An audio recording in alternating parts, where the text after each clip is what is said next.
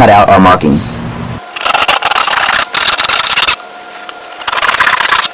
Then we'll cut across the curve of the bucket to cut the bottom out. Cutting it this way is a whole lot easier than cutting a circle out of the bottom of the bucket here. Now let's just check and see that our milk jug fits. Excellent. It should go in like this, and you can see how our firebox is going to be formed. Don't worry about these sections right here, just because we're going to line this thing with cardboard before we pour the concrete and tape up any seams, so that'll allow us to keep concrete from flowing out. The sun's coming out. I think we're in the clear.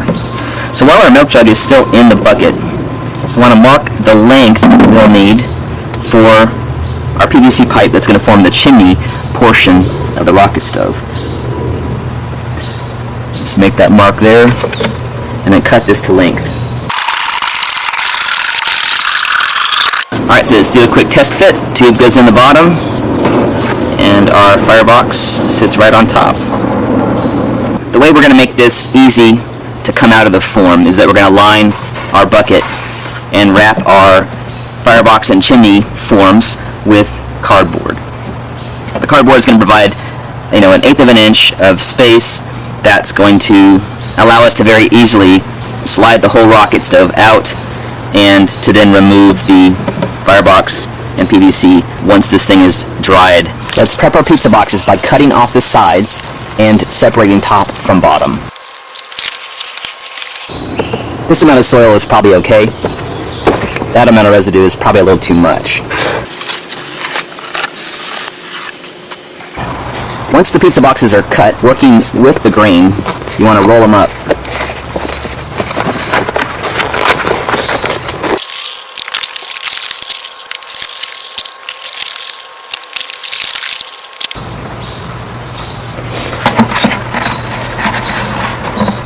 We're going to tape it into the bucket. Putting a little outward pressure on the cardboard to keep it against the side. 2 pieces doesn't make it all the way around, so I'm going to overlap the pieces of cardboard evenly.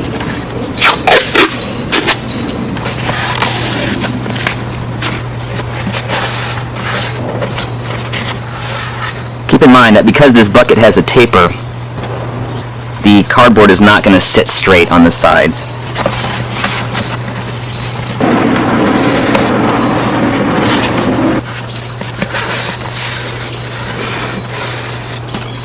Now the tape doesn't have to be perfect, but keep in mind that you'll be able to see the edges on the outside of your rocket stove.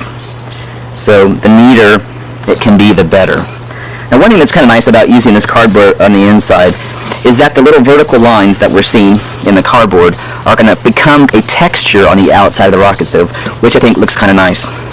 Alright, now that our bucket is lined, we're going to trim the cardboard to the top of the bucket and cut out for the firebox opening. Instead of cutting down through the cardboard like this, I'm actually going to work from the inside so I don't undo all my nice taping. So if you slice down from the top till you hit the rim of the bucket, then you can work your box knife through and then just slide it around the lid. Give a little more caution where you're working through 2 pieces of cardboard. When I get to the firebox opening here, I'm going to stop and work on that.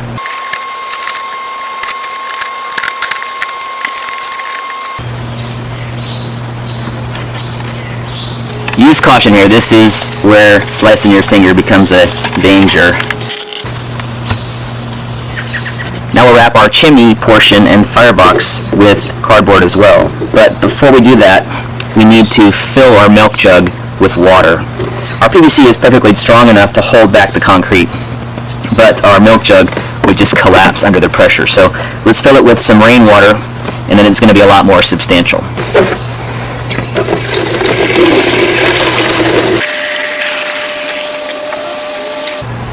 One half of the pizza box does a great job wrapping 4 inches of PVC.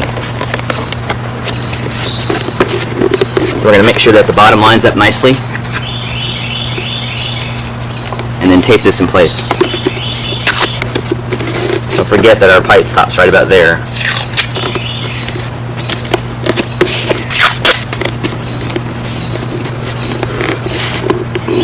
Alright, once we got this wrapped, we're going to press down to find out where that pipe actually stops. And then we're going to cut there and cut around half of the cardboard.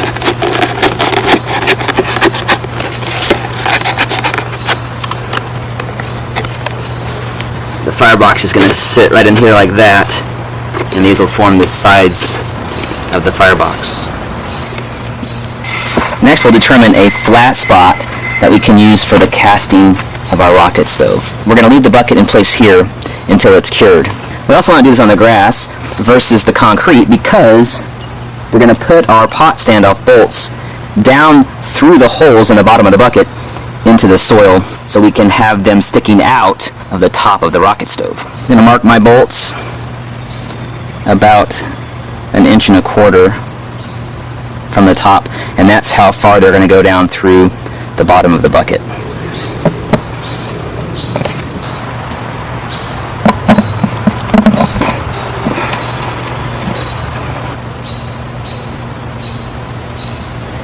Now we'll position our chimney down in the center of the bucket.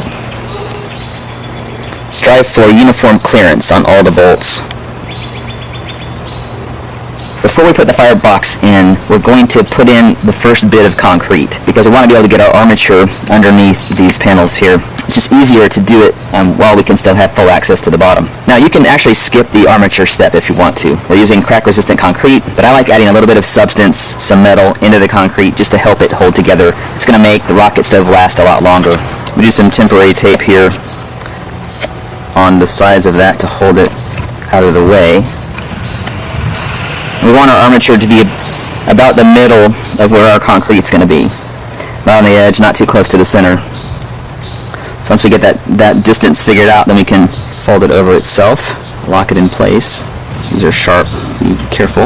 You don't have to use chicken wire if you don't have it. You could use some fencing. You could even use some coat hangers that you would bend into rings and kind of link together. So that's perfect. This is going to sit down right outside the bolts. We're basically going to add concrete up to the armature. I'm not mixing a lot of concrete. I only want to do what I need to cover that bit of armature.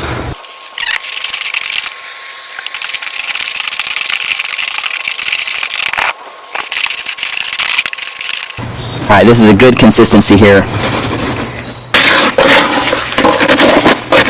Now a garden trowel would be an ideal tool here, but I couldn't find one. So I'm using this play shovel. And the reason being is I want to just gently spoon this stuff in around the edges.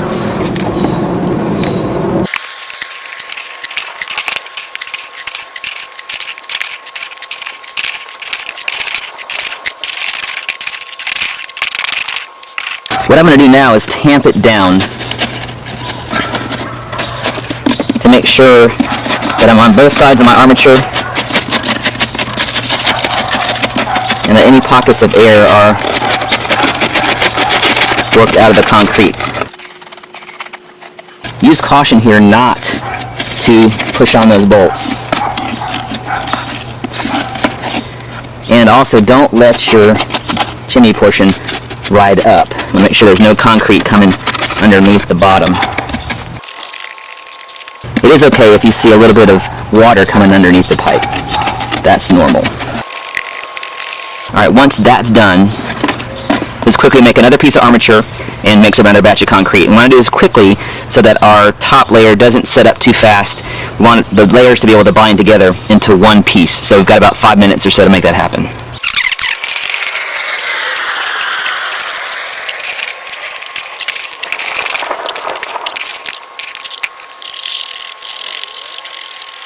And since I cut this a little bit short, I can actually just work it down into the concrete. A little more concrete over that, mix up another batch.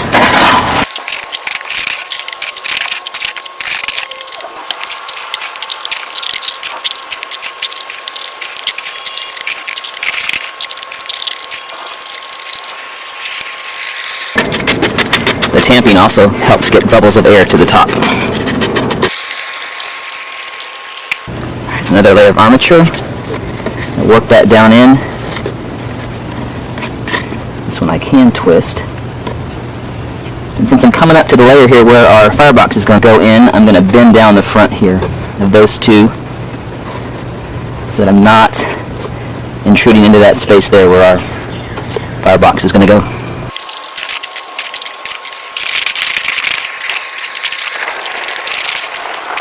As we reach the layer of where our firebox is going to go in, we got to do a little treating of the concrete before we cover it with the firebox.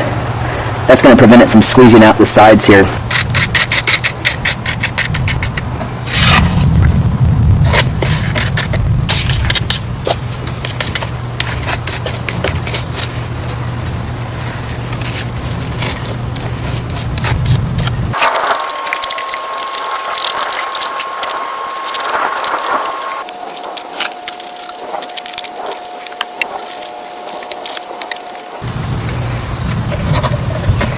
We're going to remove our tape and push back the sides here.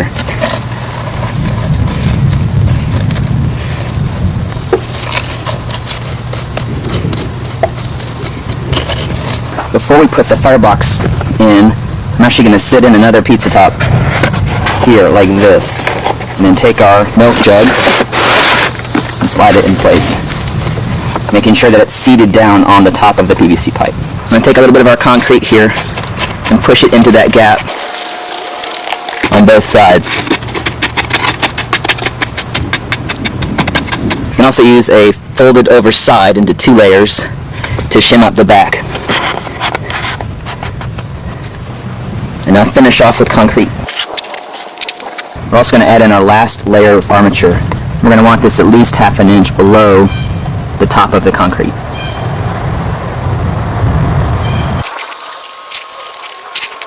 Got a storm threatening again, but we're almost done. It's the thing about July in Georgia, you count on a couple thunderstorms a day.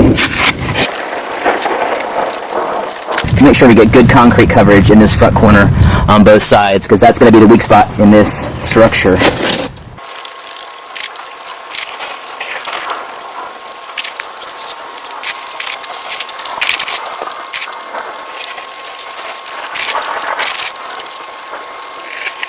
And I will say, it would have been nice to have the garden trowel, but this push shovel has done a pretty good job.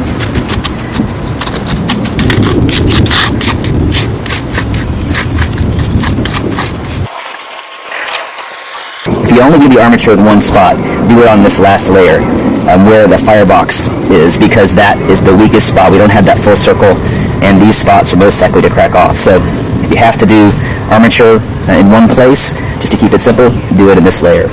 I'm just make sure my top layer is nice and smooth. And now we wait. We're going to let this cure according to the length of time specified on the bag of concrete. And because I've got rain coming, I'm going to go ahead and cover this with a piece of plastic to keep it from getting wet. Alright, so it's a couple days later, and I've got a fresh shave and a fresh shirt. Same hat. Let's take our rocket stove out of the bucket. So we did actually get some rain, and I was glad that I had it covered. But I also came out and wet the concrete down a little bit as well, because it actually will harden better if it's wet as it cures. So the cure time on this concrete is actually a total of 5 days. Now it's been 2. It's okay for me to get it out of the form now, but I need to wait that full 5 days, maybe a couple 2 more than that, just to make sure this is dried and cured before I use it. Now you'll see why using this cardboard and milk jug was a good idea. Alright, now let's turn the bucket on its side slowly, and I gotta remember I've got bolts in the ground underneath this, so I'm gonna pull it up carefully. See how our bolts did? Looking good. They stayed nice and straight. Now if I shake this a little bit, start to feel it tug out. Of course, as the bolts release there, it's a good sign we're moving down. Ready for another rocket stove. I'm going to peel back the cardboard, done its job well. You can see how the pizza box has left some really nice little vertical markings on the rocket stove.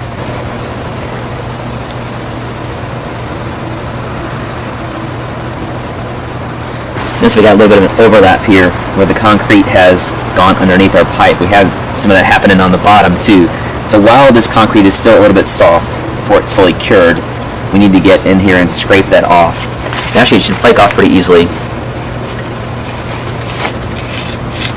Want to uncover all of that cardboard because that's what's going to allow us to pull this out. If you have rough edges like this, you can smooth them a little bit with the edge of the board here, but don't erode away too much of the concrete. I'm not going to do too much more to this because I don't want to make it worse. You can see some gaps here where I didn't get the concrete tamped down enough as I was pouring it. However, this thing is a thing of beauty even if it's not perfect.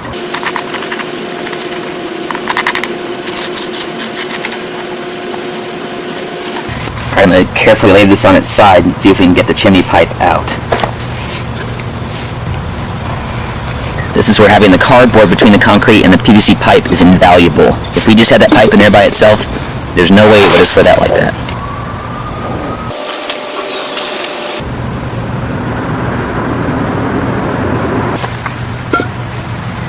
Alright, there you have it, our concrete rocket stove with our pot standoffs, our firebox, and our chimney, and that's what makes it work.